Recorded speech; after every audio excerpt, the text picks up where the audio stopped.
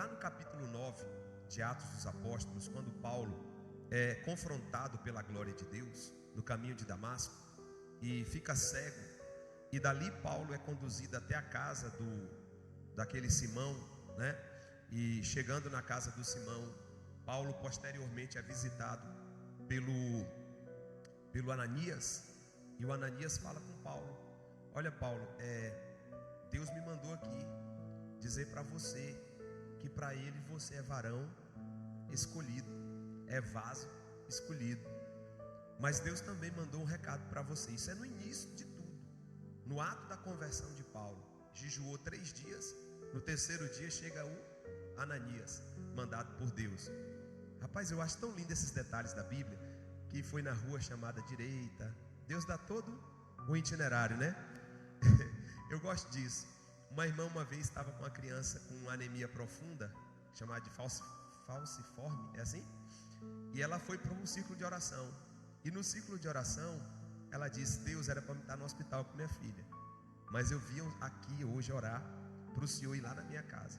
Olha, a minha casa fica no final da rua. No final da rua tem um córrego, e aí tem uma picada, que era uma madeira, uma tábua. Em cima do córrego só passa aquela tábua. Pode ir direto, que bate de frente com minha casa. Ela está no 3º quarto. O senhor pode ir lá, se o senhor quiser fazer o milagre, eu lhe imploro. E aí, do círculo de oração, quando ela voltou, que ela chegou em casa, a menina estava na mesa comendo pão com café, e a menina foi curada. Então eu creio muito nesse Deus, né? Esse Deus que trabalha dessa forma, né? Olha aí, Ananias vai na rua chamada direita, na casa de um certo Simão curtidor. Lá tem um vaso. Quem é esse vaso, Senhor? Posso saber? Esse aí é o Saulo. Nossa, não, todos menos esse. É assim ou não é, irmão, que a gente pensa às vezes? Esse não é digno, esse aí é problemático. Aí Deus que ama os problemáticos, né? Deus ama os problemáticos. Deixa eu dizer de novo: Deus ama os problemáticos. Por isso que eu estou aqui. E aí Deus disse para Ananias: Ananias, para com isso, Ananias. Não me importa o que você pensa, para mim ele é vaso escolhido. Ananias vai. E quando Ananias entrega o mistério, ora por ele e ele passa a ver, né? Ananias diz o que? Lá em Atos capítulo 9 e versículo de número 15 ali, ó. Ananias diz assim: o Senhor mandou te dizer, Paulo, que você vai muito padecer por amor a ele. Então olha a mensagem, né? Não é uma mensagem assim: você vai ficar conhecido na Ásia, em Roma, nas regiões de Jerusalém, na região de Decápolis, das 10 cidades, 10 Cápolis cidades, policidades.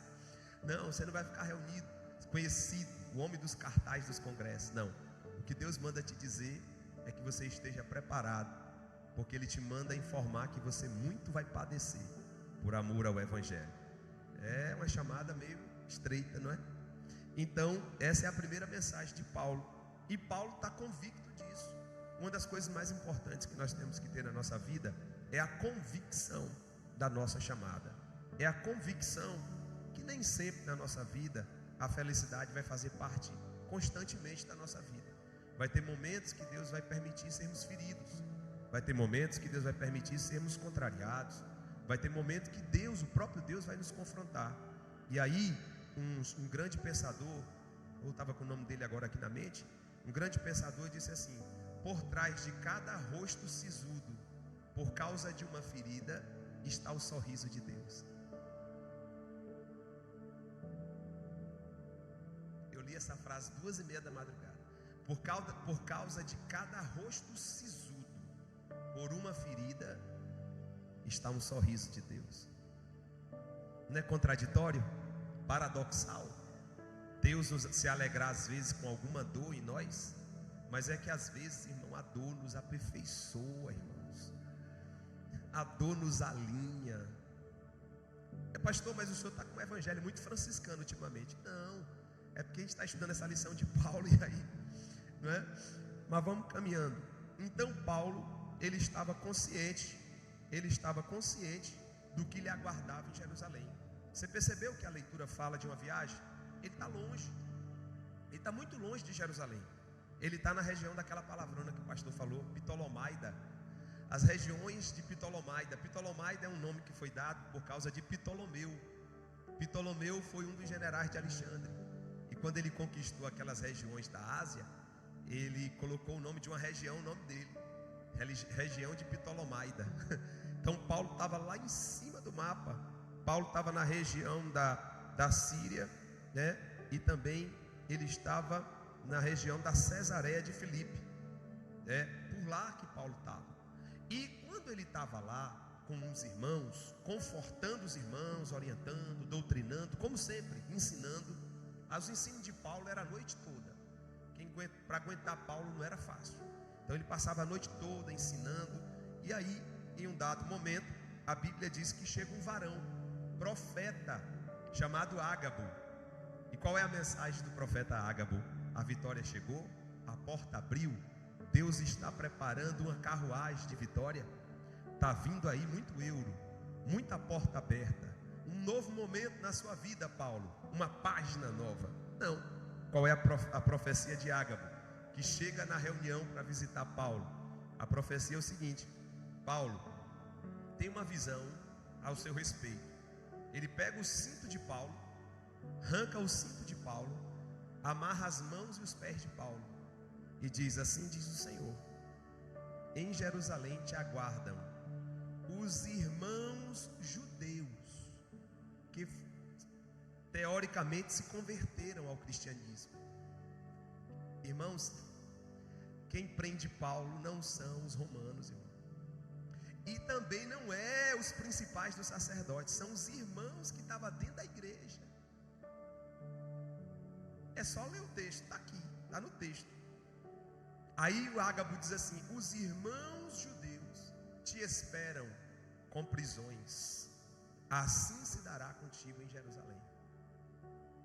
Só que o Espírito Santo, se você ler o capítulo 22 todo, você vai ver que o Espírito Santo já tinha falado com Paulo, que ele era para voltar para Jerusalém. E agora o profeta chega, e ao invés de falar que tem uns banquetes esperando Paulo em Jerusalém, fala que tem prisões. E pior, dói mais ainda, prisões de quem está dentro do convívio espiritual da fé, dentro da mesma dinâmica da fé. Pessoas que supostamente deveriam estar ali ansiosos para ouvir o apóstolo dos gentios, estão armando para pegar ele. Então é muito forte isso. Está na leitura aí base, tá bem? Então o primeiro ponto é exatamente isso. O que acontece? Na leitura base diz assim, que os irmãos que estão na casa de Filipe, lá na região da Cesareia, os irmãos que estão na casa desse servo de Deus chamado Filipe, aconselham a Paulo: não vá para Jerusalém, não volte, não torne-se para Jerusalém. Deus está falando. Só que às vezes, irmãos, tem coisas que Deus fala ou revela que é inevitável. Tem coisa que Deus revela para cortar laços, mas tem coisa que Deus revela que não tem jeito, vai acontecer. É chamado de revelação prescritiva. Anote, por favor. Existe a revelação descritiva, quando Deus descreve um problema para livrar. E existe a revelação prescritiva, quando Deus revela como decreto. Não tem jeito, vai acontecer, seja de ruim ou de bom, porque para Deus até o ruim é bom. Eu falo isso com o coração queimando aqui, porque eu sei que às vezes tem dores que vêm na vida da gente que foi Deus que mandou. Não foi o diabo, não foi ninguém não, foi Deus que permitiu. Então, anote isso, revelação descritiva. O que é isso? É quando Deus descreve algo, revela algo. Olha, tem um laço para você em determinado lugar, não vá. É revelação descritiva. Deus quer quebrar. Mas tem revelação que Deus diz assim, ó, você vai passar por isso, isso e isso. E não tem jejum, não tem consagração, não tem campanha que te livre do que Deus prescreveu. Tá bem? Então Paulo está consciente. Quando os irmãos tentam, o pastor Gilson leu aqui o texto, quando os irmãos tentam convencer ele, a Bíblia diz o quê? Olha que versículo legal. O versículo de número 13 da leitura de Atos 21. Atos 21, versículo de número 13. Mas Paulo respondeu: que fazeis vós, chorando e magoando-me coração, porque estou pronto não só para ser ligado, mas também para morrer em Jerusalém pelo nome do Senhor. Os irmãos fazem uma reunião racional e dizem assim: Paulo, não volte, não vá, Deus já revelou. Só que Paulo já sabia que o Espírito Santo de Deus tinha dito: vá para Jerusalém. Como é que Deus, irmãos, às vezes nos coloca dentro da crocodilagem?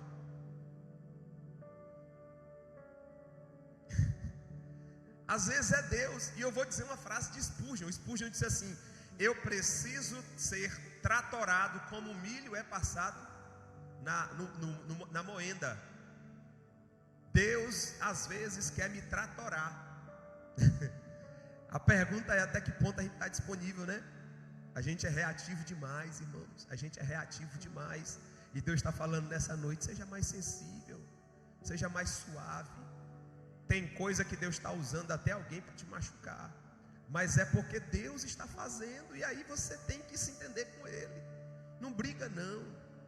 Eu já tive muita vontade de brigar com gente, de dizer coisa a pessoas, dizer liberdade.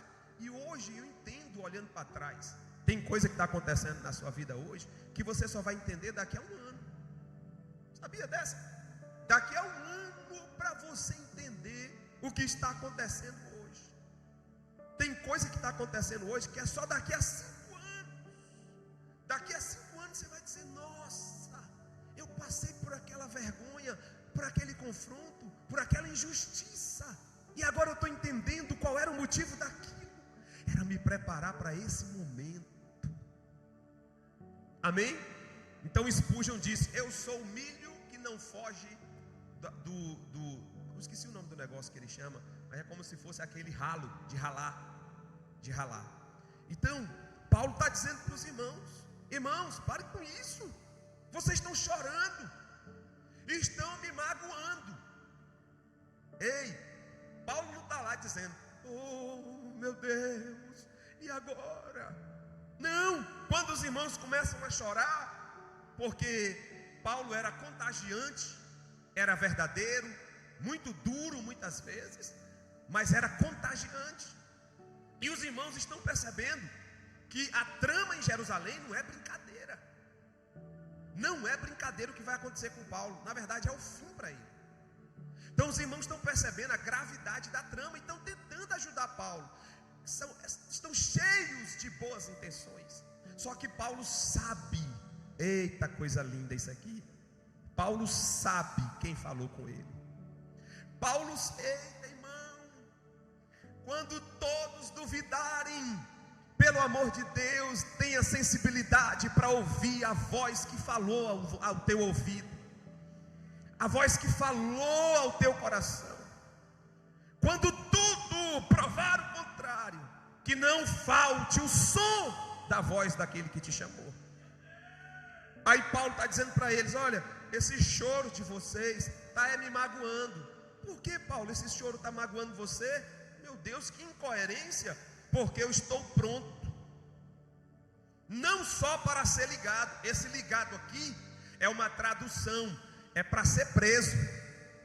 Esse ligado aqui é amarrado, é ligado de amarrado.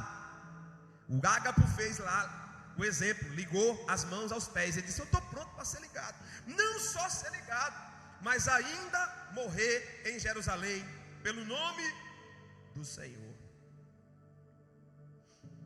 14, olha aí o 14. E como não podiam convencê-lo, nos aquietamos, deixando que faça-se a vontade do Senhor.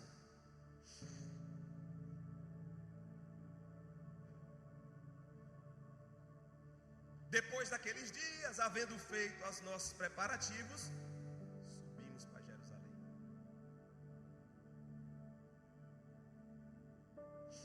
Nós estamos vivendo um período, irmãos, de um ativismo tão forte dentro da igreja, que a gente quer fazer por Deus, a gente quer falar por Deus, a gente quer tudo na hora certa, no tempo da gente.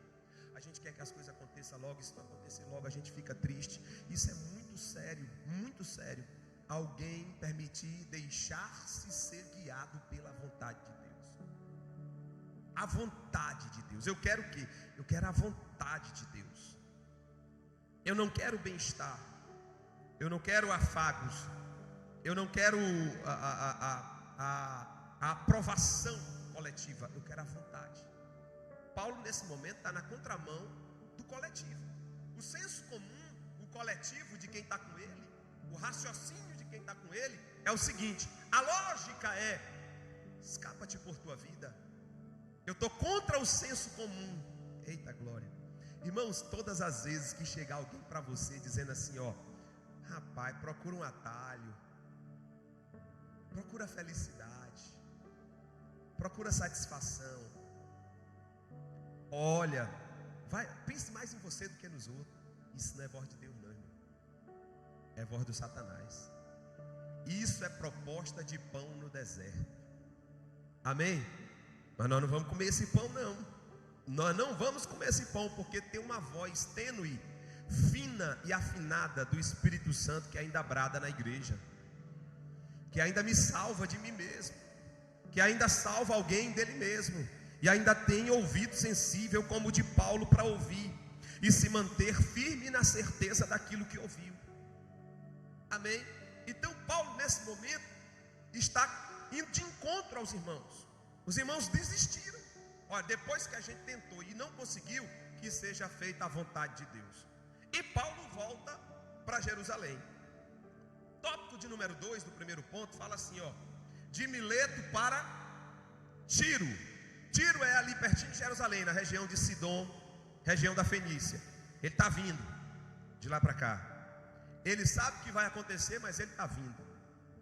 Ele sabe o que ele espera, mas ele está. Olha como o texto vai narrando. Lá de Cesareia, ele vem para Tiro, está pertinho já de Jerusalém, e não volta atrás, não desiste, não cambaleia, não muda o pensamento. Sabe o que acontece em Tiro? Paulo encontra os irmãos de Tiro e diz assim: não percam a fé, permaneçam firmes na vocação que for te chamado.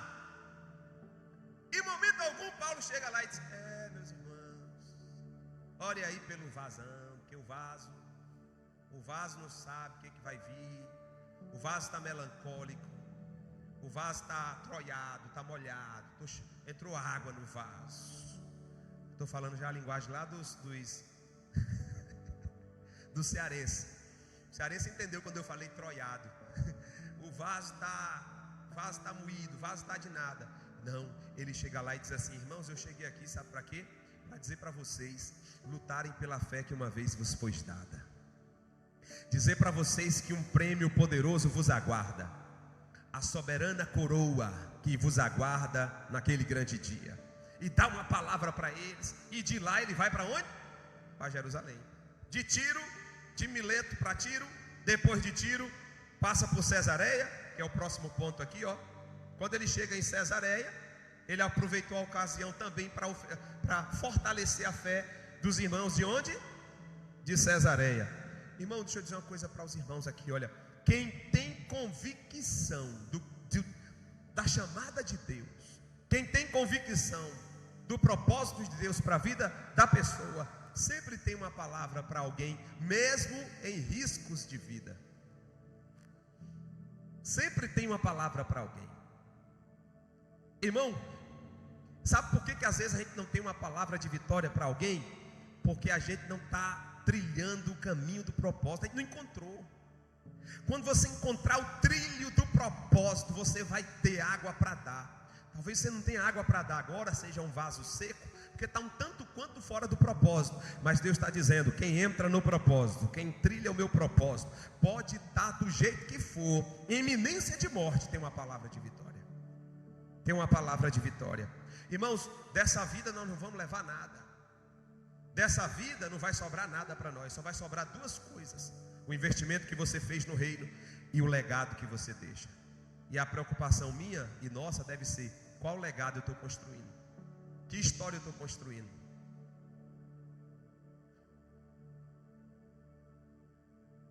Que história eu estou construindo? Uma história de um problemático, de um egoísta, egocêntrico? Que história eu estou construindo?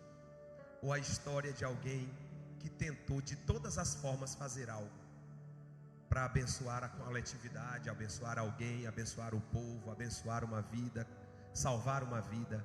Que história nós vamos deixar? Porque o corpo desce ao pó, mas o seu legado volta com os vivos para sempre. Sabe quem disse isso? Não sei também, eu esqueci. A cabeça está falhando, eu pensei que era Spurgeon, mas não foi ele não. Foi outra pessoa que disse isso. Tá bem? O seu legado volta com os vivos, o corpo vai para o pó, mas o seu legado nunca vai morrer. O que é que você está fazendo para Deus? Então Paulo passa nas regiões de Cesareia, e assim ele continua a sua jornada. Já estamos falando de Atos capítulo 21, verso 8 e o verso de número 9. Agora olha legal, eu acho legal esse momento aqui. Inclusive eu quero até ler de novo esse verso.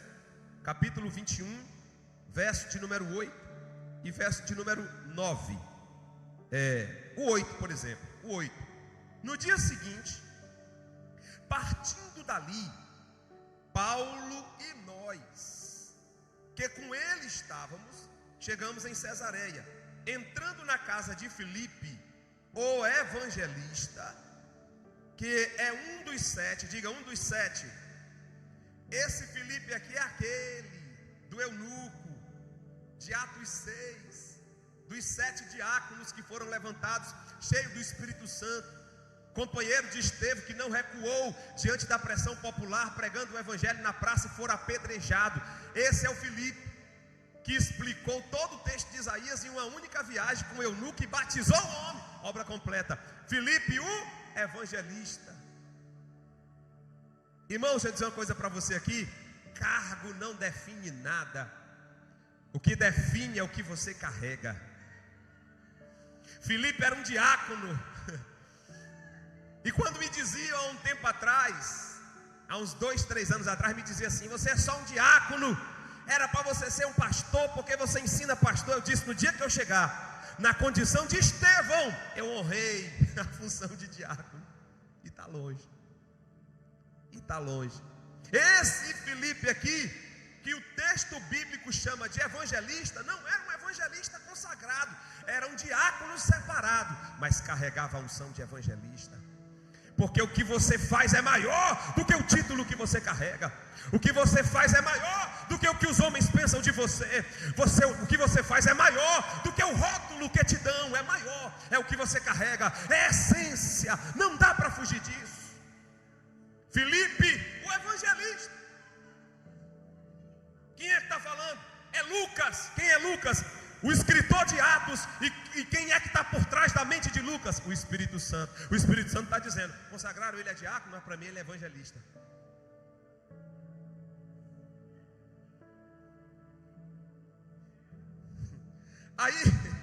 Aí Paulo chega nessa região de Filipe lá, né? O evangelista, um dos 7, e ficamos com ele. Paulo ficou com Filipe aonde? Lá em Cesareia. Entrou na casa desse Filipe, ficou com ele por um tempo lá. E o que acontece nesse lugar? Paulo foi hospedado com seus companheiros, né?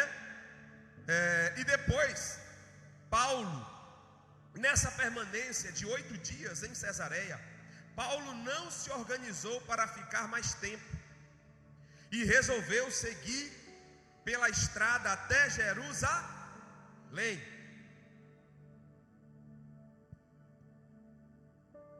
A pergunta é: estava confortável ou não estava na casa de Filipe? Foram hospedados, todo mundo hospedado. Aí Paulo não se deteve lá. Sabe o que eu quero dizer para os irmãos aqui nessa noite? Não busque conforto em Deus, busque cumprir um propósito. Esses dias, a igreja coachizada, com os coaches no altar, só prometem conforto, palavras de conforto, palavras de altruísmo, tentando levantar sua moral o tempo todo, e a gente se sente bem ouvindo. Que eu vou dizer, vou ser sincero, quem é que não se sente bem? Mas é um grande e grave problema nós como cristãos vivermos buscando conforto em Deus, porque nem sempre o conforto será uma realidade. Então Paulo sai da casa de Filipe e segue caminho. Para onde, irmãos? Ele vai para Tarso, é? Ele vai para Nínive? Para onde é que Paulo vai? Para o lugar da crocodilagem. Paulo vai para Jerusalém. Ponto 2. A coragem para enfrentar as ameaças de morte. Aqui agora vai ficar estranho. Aqui agora vai ficar escura, negra a história. A Bíblia diz que logo que Paulo chega, olha aí, primeiro tópico, a coragem do apóstolo, pela voz de quem? Irmão, quem dá, não adianta, não tem bonzinho, bonitinho, retadinho, não. Só o Espírito Santo para dar coragem a gente. Quem dá coragem a gente é o Espírito Santo, irmão. Uma vez eu ouvi uma história de um pastor novo convertido no sertão do Brasil, lá do Maranhão. E esse pastor tinha uma comunidade de cigano que ninguém entrava para pregar. E botaram esse pastor na congregação que fica do lado desse bairro. E só tinha um lado para evangelizar, a comunidade dos ciganos. Aí o pastor disse: bom, se Deus me botou aqui e as almas são essas coisas ruins, então eu tenho que ir para eles. Só tem eles, eu vou ficar numa igreja só. E o pastor começou. Todo mundo que chegava lá, os ciganos botavam para fora na bala, botava arma e tudo. Aí o pastor começou a dirigir os cultos, o cigano passando na frente da casa. Um dia ele disse: vou fazer um culto na porta. Aí fez um culto na porta da igreja, entendeu? Aí os ciganos chegaram, sentaram nas cadeiras e puxaram os revólveres e disseram: nós viemos dizer que é para parar. Aí o pastor disse que a perna começou a tremer, né? E vocês sabem que cigano no Brasil não é cigano de Portugal, não. É pior, é brabo, faz mesmo. Aí o pastor começou com a perna a tremer. Aí: ô Vanessa, você não é cigana não, é? Eu vi a Vanessa fazer assim: uau. Então, mas tem muito cigano abençoado aqui. O pastor João Cordeiro, aquele velhinho que se prega muito aqui, que é o presidente do conselho consultivo, é cigano. Eu estou só falando genericamente. E aí o pastor começou a tremer a perna. Aí o pastor disse assim: rapaz, só tem um jeito, meu irmão, eu vou continuar. E aí continuou o culto, continuou cantando. E o cigano marchou de lá em direção a ele com o revólver na mão e disse: eu disse que é para parar. Chegou na mesinha que ele botou e bateu o revólver assim na mesinha. Quando ele disse assim: é para parar, e bateu o revólver na mesinha, o irmão disse: só tinha uma reação, irmão, ou correr ou repreender. Ele disse que a vontade era correr. E aí os outros cegou, ficou ao redor. E aí na hora que o homem bateu a mesa, os revólveres na mesa, o irmão disse assim: está repreendido. E ele já estava dizendo: me segura, Jesus. Quando ele disse isso, o cigano caiu embolando.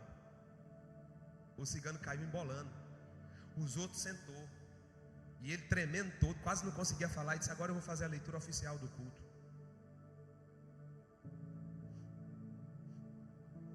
Irmão, é o Espírito Santo. Não é brabo, não é valente, não é cababom não, não é arretado não. É o Espírito Santo. Quem está por trás desse homem aqui é o Espírito Santo. Glória pois a Ele, que é a nossa fortaleza, é o divisor de águas na nossa vida. A coragem do apóstolo pela voz de quem? Do Espírito Santo.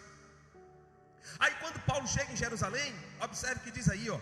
Paulo chegou em Jerusalém e os irmãos recebem a ele em Jerusalém. Ele chega tipo hoje em Jerusalém, os irmãos recebem ele. No outro dia já tem desafio. Os irmãos que recebem a Paulo, eles estão pastoreados pelo pastor Tiago. O pastor de Jerusalém nessa época era Tiago. Por isso que se crê, por causa desse texto, que Tiago estava presidindo a cidade, a igreja mãe em Jerusalém, o apóstolo Tiago. E aí Tiago recepciona Paulo. E os irmãos avisam Paulo: Paulo, deixa eu dizer uma coisa para você, a coisa está feia aqui. Como se dissesse assim: o que você veio fazer aqui, rapaz? Você não é guiado pelo Espírito Santo não. Você não sabe o que está acontecendo em Jerusalém. O clima está mal. Tem umas acusações terríveis contra você aqui, Paulo. O clima não está bom não.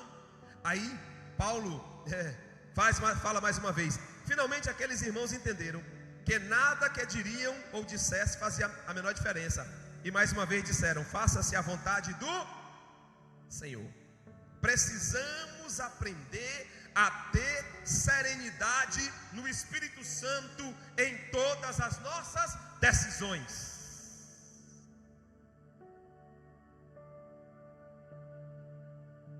tenho muito medo de decisões tomadas no calor, sabe? Da emoção. Tenha serenidade, seja sereno. Tome decisões? Tome. Mas tome decisões com uma sequência de reflexões. Conte até 200. E se até 200 não resolver, dá mais um tempo para ouvir a voz daquele que fala. E quando fala, garante. Mas ouça, temos que ter mais serenidade. Olhe para o lado, para o irmão e diga para ele: desde a agonia, macho. Desde a agonia, mulher. Desde a agonia, vaso. Desde a agonia, vaza. Tenha paciência. O homem está correndo risco de vida. O homem está sobre a iminente conspiração dos seus irmãos da igreja, judeus que se converteram ao evangelho. E o homem está o quê? Sereno. Irmão, quem sabe? Quem sabe? Quem sabe o Deus que serve, irmão? Quem sabe quem falou com você?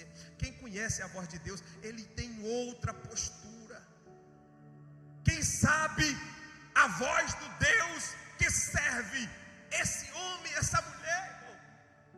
Pode estar o pau comendo, raio caindo, tiroteio, e você não pode chupar uma bala, e você está tranquilo. Olha, deixa eu falar uma experiência forte aqui de John Wesley. Eu amo John Wesley. Eu leio tudo que sai de John Wesley. Eu sou um cara apaixonado por John Wesley, um grande homem de Deus, que pregou ao norte dos Estados Unidos, converteu quase todas as tribos de índio. Esse homem poderoso, o homem que é conhecido como o tição tirado do fogo. Sabe por que ele foi conhecido assim? A mãe dele tinha, acho que era 14 filhos, e um dia teve um incêndio. Ele é filho de mãe solo. A mãe foi pai e mãe. O pai foi embora, eu não sei se morreu, nem lembro agora. E essa mãe criou esses meninos tudo. E um dia a mãe saiu para fazer a obra de Deus, e pegou fogo na casa, e conseguiram tirar todos os meninos. Quem ficou? O Wesleyzinho, dentro da casa. E a casa tomou, o fogo tomou a casa toda. E aí do nada o Wesleyzinho conseguiu sair de dentro das chamas. E até hoje ninguém entende, porque só o calor da temperatura era para ter matado o menino saiu andando. Aí disseram: é um tição tirado do fogo. Aí a mãe dele investiu nele: eu vou doutrinar esse menino, eu vou discipular esse menino. E o Wesley se transformou o homem que ele foi, um grande pregador. Tem meio muito de livro de John Wesley, e leia um pouquinho sobre esse homem. Se você começar a ler um pouquinho sobre ele, seu comportamento muda, esse seu ninini começa a mudar, porque o homem ele é contagiante. E um dia John Wesley estava num navio, ia evangelizar. Olha, pegou um naviozão, e o navio pegou uma tempestade, irmão. Aquela tempestade mesmo que ameaçava as embarcações da época. E aí o Wesley, agarrado no mastro, clamando a Deus. Quando ele olhou assim para a popa do navio, estava lá um grupo de irmãos cantando. É chamado de irmãos morávios, os famosos irmãos morávios. Tem uma história dele, bota na internet e você descobre tudo sobre eles. Eita, irmão terrível, diferenciado. Parece que não é dessa terra, extraterrestre.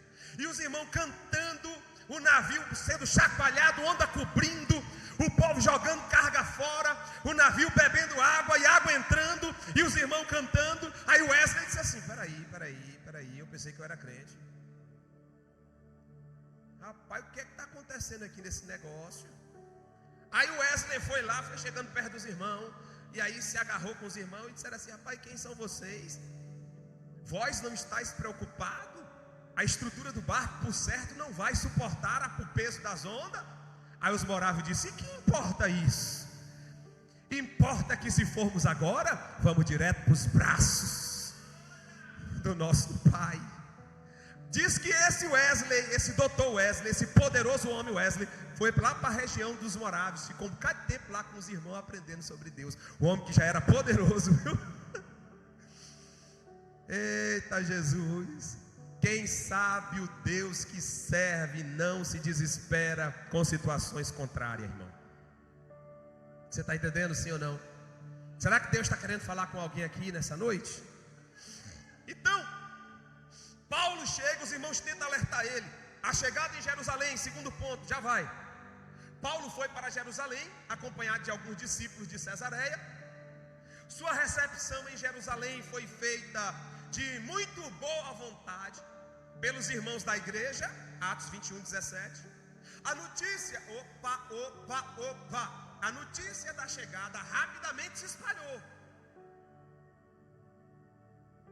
Tinha um menino bom de recado lá, hein? Ligeiro. Espalhou a notícia da chegada. A ocasião era festiva. Jerusalém estava recebendo judeus de todas as partes do Império Romano para a tradicional festa do Pentecostes. Ei, essa festa aqui não é a festa da descida do Espírito Santo de Atos 2. Essa festa do Pentecoste aqui é a festa da morte de Paulo. Porque os irmãos que estavam em certas cidades, como a cidade de Éfeso, que um grupo de irmãos resistiu a ele. Porque o que aconteceu? Eu vou explicar para os irmãos já. Deixa eu ver se já tem aqui já o ponto já. É porque às vezes eu quero ser didático, dá vontade de falar tudo de vez. Mas tem um ponto aqui que explica qual é o problema que esses irmãos têm com Paulo. É um problema doutrinário. Tá bem? Então Paulo chegou lá e a ocasião era a festa de Pentecostes. O que acontecia na festa de Pentecostes? Todos os judeus de todas as regiões tradicionalmente voltam para Jerusalém. Significa dizer que os perturbados de Éfeso está o grupo coloio de Jerusalém e os perturbados lá de Éfeso estão na festa do Pentecostes. E Paulo chega na festa do Pentecostes. Pastor, esse Pentecostes aqui é o quê? É uma festa tradicional que existia lá naquele tempo, 50 dias depois da Páscoa. Os judeus comemoram até hoje. Para nós a gente não comemora, porque o Espírito Santo já desceu, já se cumpriu. Os judeus comemoram até hoje. Então eles estavam comemorando. E Paulo chegou nessa época. Agora, olha que coisa linda aqui. Olha aqui, eu já estou terminando. Olha que coisa linda. Já estamos onde aqui? Paulo se depara com os seus oponentes. Quem, irmãos? Presta atenção. Oponentes quem? E eu não estou falando sacerdotes, fariseus. Eu estou falando judeus, irmãos.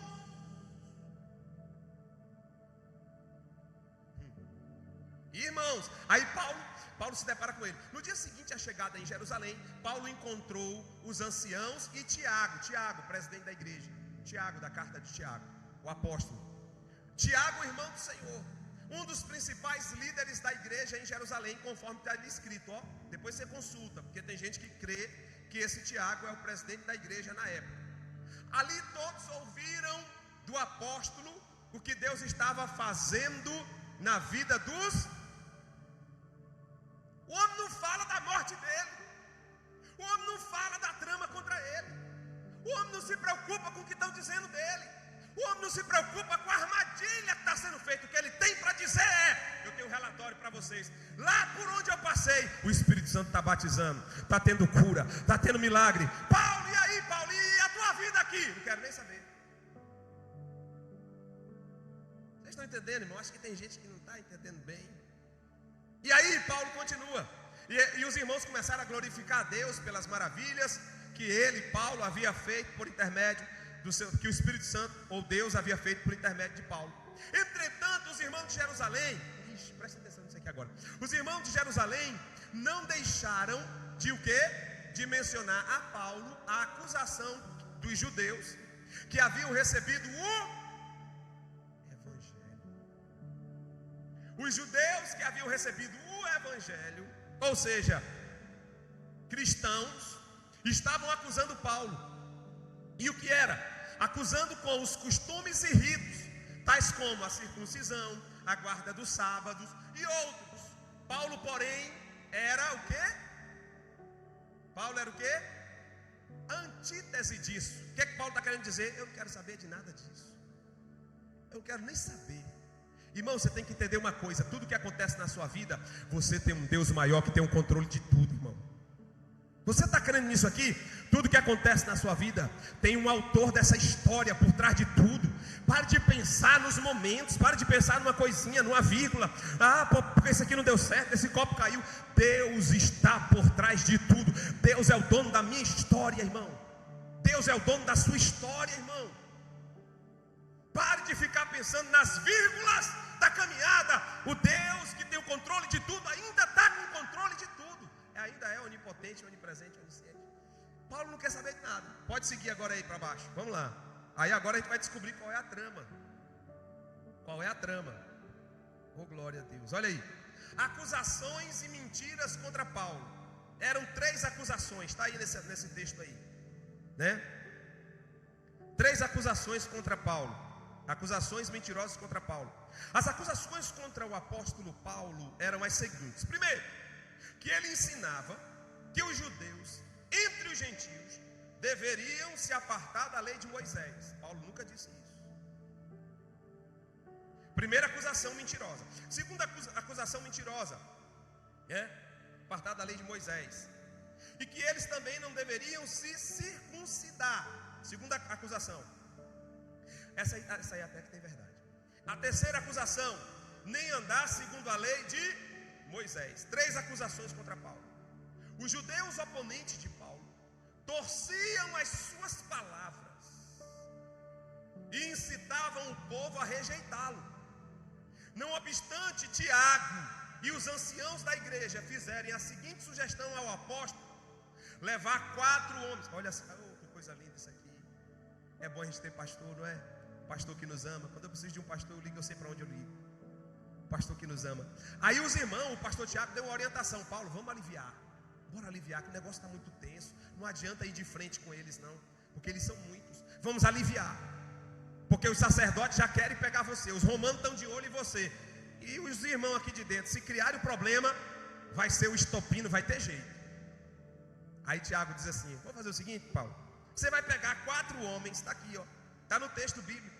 Você vai pegar 4 homens.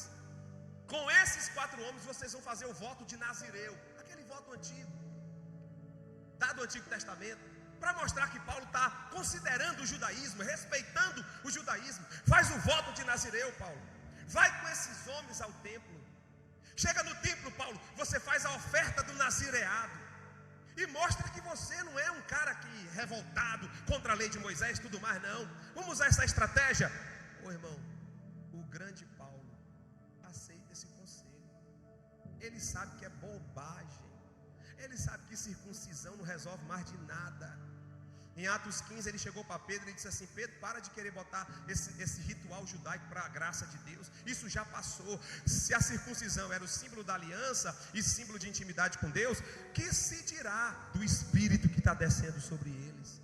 Se o Espírito Santo quisesse circuncisão, ele mesmo falaria, mas não falou. Larga esse negócio, Pedro. Então Paulo sabia que era bobagem. Paulo sabia que o sábado, ele ensina a carta aos Romanos, que aquele que guarda dia e que não guarda dia, tanto faz. Negócio de guardar dia, luna nova, nada disso. O que nos importa é Cristo crucificado com sangue derramado para nos salvar. Isso que importa. Paulo traz uma dinâmica muito aberta. Agora olha só, mas mesmo assim, mesmo sabendo que ele não precisava de nada de voto de Nazireu, ele se adequa para aplacar a ira do povo. Isso aqui é o líder tem que saber a hora de recuar.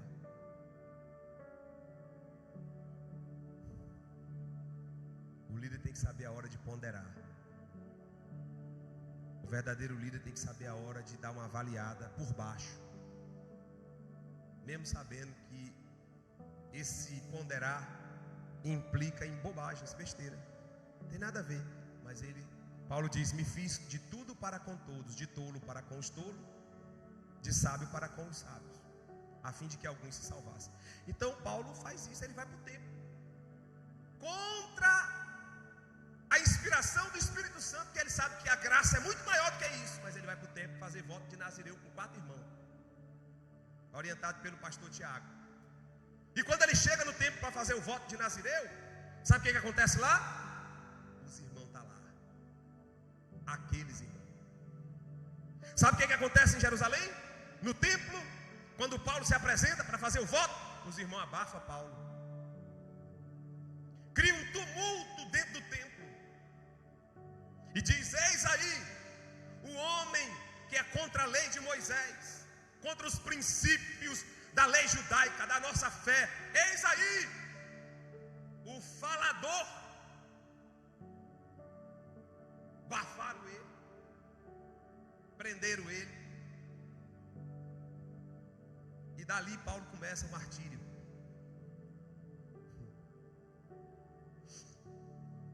Vou dizer uma coisa para alguém aqui nessa noite: não há nada que você faça que te tire do que Deus programou para você.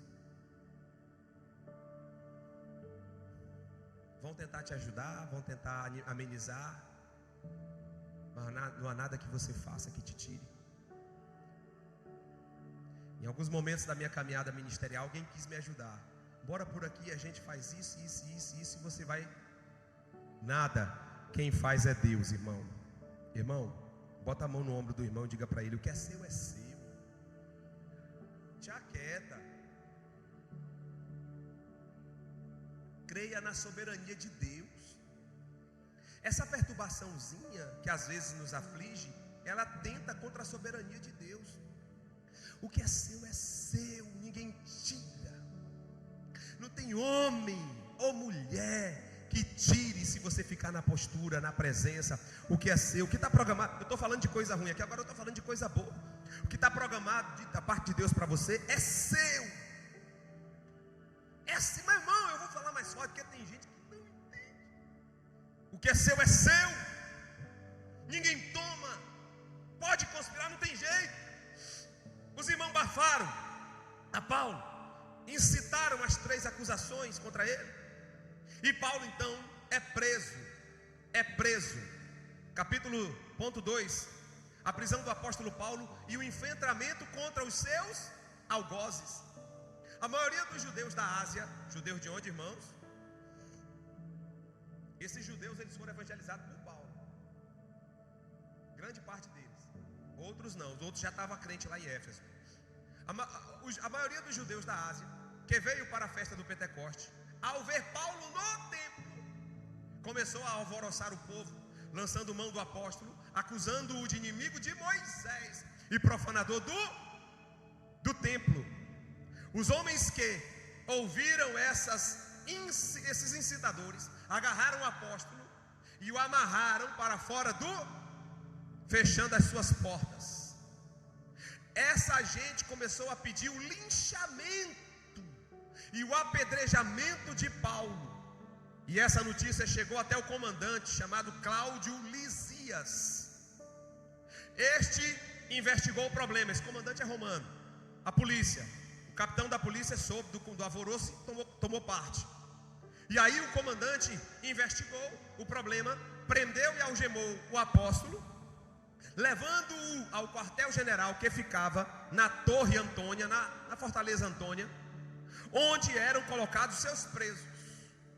Não nos esqueçamos dos milhares de cristãos que têm sua liberdade cerceada, tirada por causa da fé em Cristo. Você está aqui hoje, e aí eu me lembro de uma palavra de Clemente de Alexandria. Ele disse assim: nós somos o resultado da semente do sangue daqueles que morreram nas arenas.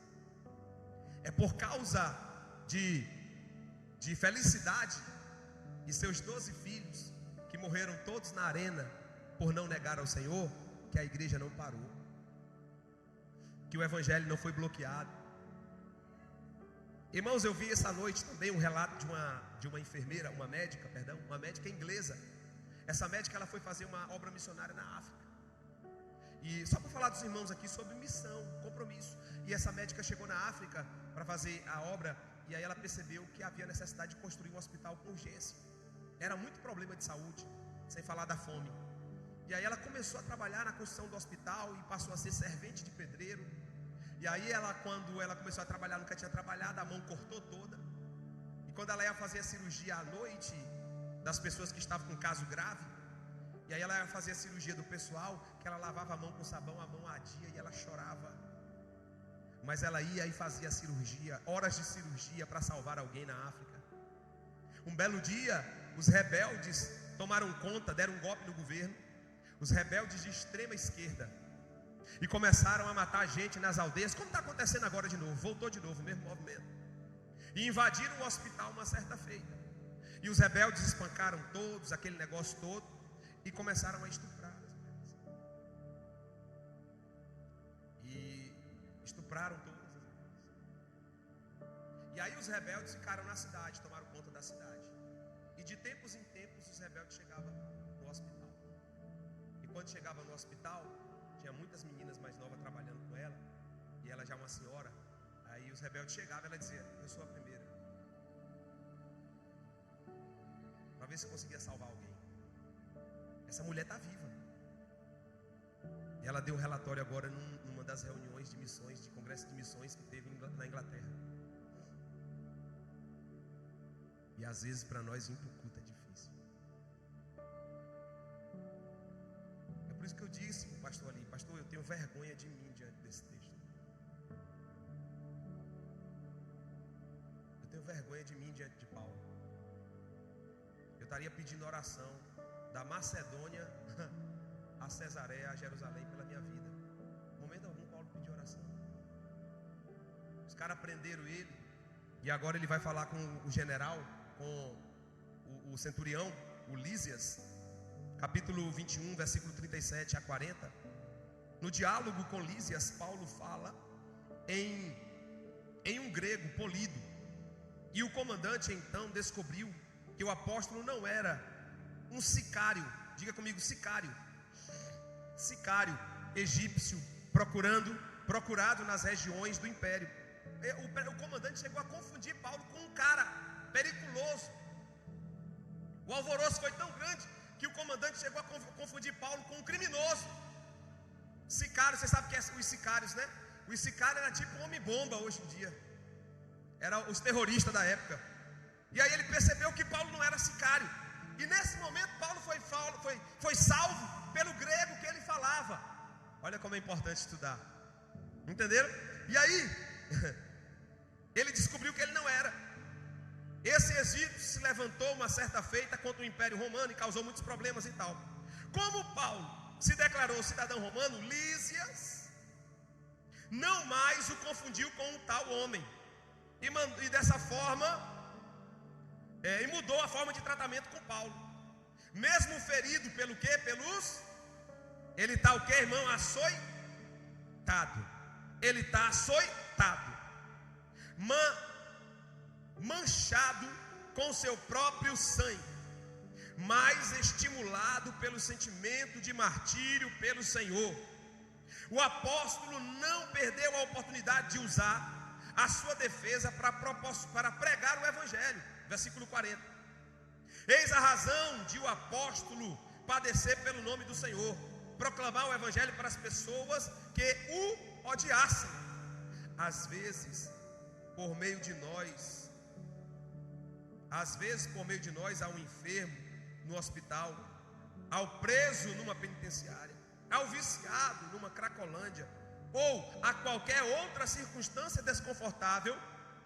Deus nos coloca em situação difícil. Não, eu vou fechar aqui o que o autor disse. Por causa de um viciado, por causa de alguém que está preso, ou por causa de alguém que está no hospital, Deus pode travar tudo na sua vida. E você não está entendendo. Você está entendendo tudo errado.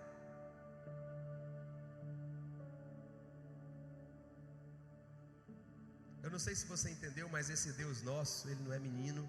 E esse Deus nosso é espiritual, ele sabe de tudo. Esse Deus nosso, ele é tremendo, ele tem o controle da história, irmão. Eu já disse aqui que Deus fura pneu de carro para você falar com o borracheiro. Deus faz coisa que até o diabo duvida. Mas eu quero que você saia daqui hoje de certo de uma palavra. Primeiro, a sua vida não é só sua. Segundo, tem coisas acontecendo na sua vida hoje que tem um propósito de alcançar outro e você não entendeu, está tentando se defender, tentando achar argumento, tentando lutar contra do seu jeito. Lutar contra Deus é perca de tempo. Não adianta. Não adianta. Então Paulo, preso, é levado posteriormente para onde? Para Roma. E na prisão de Roma, eita, homem retado. Na prisão de Roma, vocês viram a prisão? Eu vou mandar um vídeo no grupo para vocês verem onde foi que ele ficou preso. É um buraco. É um buraco no chão que você... A última prisão, a primeira prisão ele ficou no domiciliar. A segunda prisão é um buraco no chão. Tem uma tampa de ferro em cima e é uma cisterna úmida, fédida, horrível. É por isso que na prisão Paulo disse: eu peço que traga a minha capa. Estava morrendo de frio. Pede lá para João Marcos trazer a minha capa e os livros, os pergaminhos. Esses dias entrou um grupo de cristãos na prisão, visitar essa prisão, e eu estou com esse vídeo aqui para mandar, e os irmãos começaram a chorar dentro da prisão. A prisão é assustadora, o local é assustador, é o local, quem tem fobia de lugares apertados, morre ligeirinho lá dentro. Traz fobia ao lugar, é frio. O homem dormia no chão, não tinha nem palha para dormir, aquele chão gelado da Europa, que a gente conhece muito bem. Aí desse lugar, Paulo escreve a carta aos Efésios. Pela graça sois salvos por meio da fé. Efésios 1:7, nós somos um mistério escondido em Deus. Efésios 2:8, não vem das obras para que ninguém se glorie. Efésios capítulo 3, por essa causa me ponho de joelho por vós, para que a vossa fé seja fortalecida no Senhor. Paulo, tu está precisando de oração, filhão. Cara, tu vai morrer nessa semana e tu está escrevendo uma carta dessa. Tu é maluco, é? O homem tem a preocupação de escrever para um tal de Filemon e dizer para receber um escravo que deu um problema na vida desse homem, desse senhor. Um escravo que surrupiou lá, bagunçou o coreto. Mas Paulo encontrou esse escravo, pregou para ele, o escravo se converteu.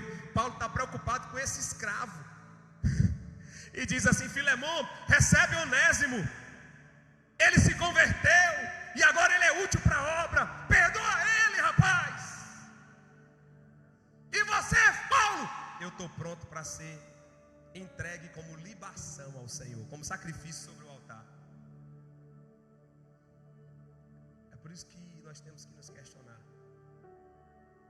Se questione o tipo de fé que você tenha, o tipo de fé que nós estamos tendo, o tipo de comportamento espiritual que nós estamos tendo. Nos questionemos para que céu que nós estamos indo, que Deus é que nós estamos servindo e que obra que nós estamos fazendo. Questionemos-nos. No mínimo nós devemos nos questionar, para que a gente não se perda em nós mesmos. Amém? Vamos colocar de pé?